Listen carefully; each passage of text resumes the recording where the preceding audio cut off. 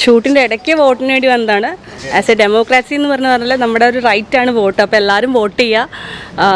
ഒരു ചേഞ്ച് വരാനാണെങ്കിൽ നമ്മുടെ റൈറ്റ്സാണ് വോട്ട്. അപ്പോൾ എല്ലാവരും വോട്ട് ചെയ്ത് ഒരു വലിയൊരു ചേഞ്ച് നമുക്ക് ഉണ്ടാക്കാൻ പറ്റുമെന്ന് പ്രതീക്ഷിക്കുക. ഷൂട്ട് ഇപ്പോൾ തമിഴ്നാട്ടിലായിരുന്നു. ഇപ്പോൾ ആക്ച്വലി ശ്രീലങ്കയിലായിരുന്നു. അപ്പോൾ ഇന്നലെ വൈകുന്നേരം വന്നു.